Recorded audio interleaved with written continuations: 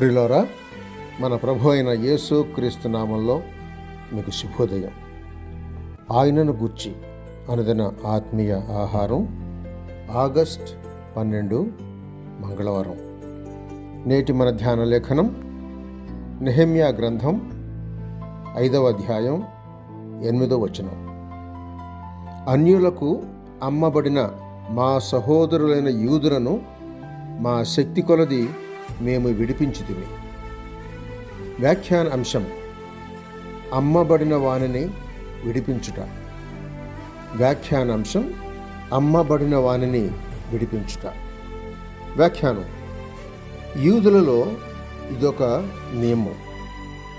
యూదుడు బీదవాడై తన్ను తాను అన్యులకు అమ్ముకుంటే అన్యుడు కాదు గాని వాని సమీప బంధువుడే వచ్చి క్రయమిచ్చి వానిని విడిపించుట కద్దు. లేవియ కాండం 25వ అధ్యాయం 47, 48, 49 వచనాలు చూడండి. అలాగే క్రీస్తు మనలను విడిపించాలి అంటే ముందుగా ఆయన మనకు సమీప బంధువు కావలసి ఉన్నది.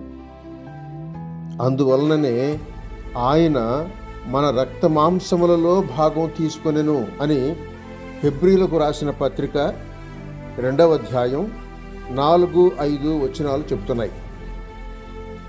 మన అప్పు, పాపము అనే భయంకరమైన అప్పు మనపై ఉంది. అంతేకాదు, పాపమునకు అమ్మబడితిమి అని రోమీయులకు రాసిన పత్రిక 7వ అధ్యాయం 4వ వచనం చెబుతోంది. అయితే ఏం? ధనవంతుడైన క్రీస్తు మన సహాయానికి వచ్చి తన రక్తమే క్రయధనముగా కట్టి మనలను విడిపించాడు. నమ్మిన వారికే ఇది అనుభవం అవుతుంది.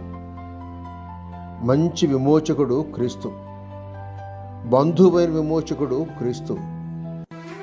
గొప్ప క్రయము తన రక్తములో కట్టి మనలను విమోచించినది క్రీస్తు.